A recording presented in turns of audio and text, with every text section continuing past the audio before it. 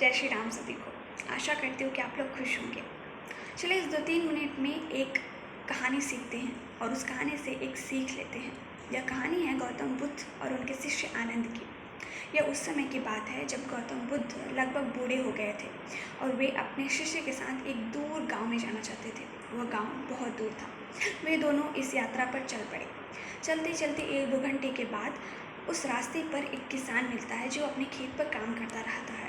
वह किसान गौतम बुद्ध को देखकर मुस्कुराता है और गौतम बुद्ध भी उस किसान को देखकर मुस्कुराकर आगे चल पड़ते हैं।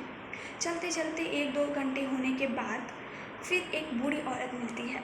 इस समय उनका शिष्य काफ़ी थक जाता है और वे गौतम बुद्ध से बोलता है कि भगवान, आप इस औरत से पूछिए कि हमें और कितना दूर जाना चाहिए उस गांव तक पहुंचने के लिए। ऐसा करने पर गौतम बुद्ध उस औरत से पूछते हैं कि माता जी, उस गांव तक पहुंचने के लिए हमें और कितना दूर चलना चाहिए।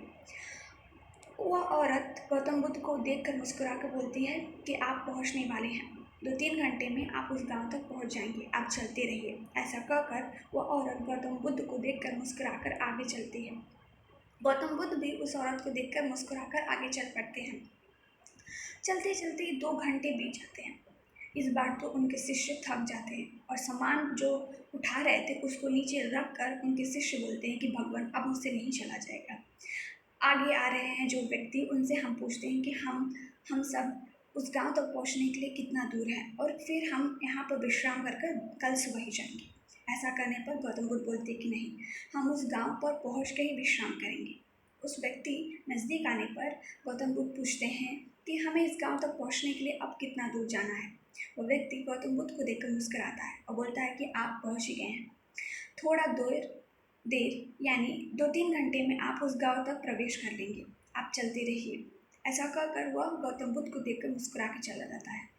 यह सब उनके शिष्य आनंद को समझ में नहीं आता है, वह उलझन में पड़ जाते हैं। तब वह गौतम बुद्ध से प्रश्न करते हैं कि भगवान, ये सब क्या चल रहा है? इस रास्ते पर जितने लोग भी आए गए हैं आपको देख कर मुस्कुरा कर चले जा रहे हैं और हम लोग एक तरफ गांव में भी पहुंच नहीं पा रहे हैं, क्या चल रहा है?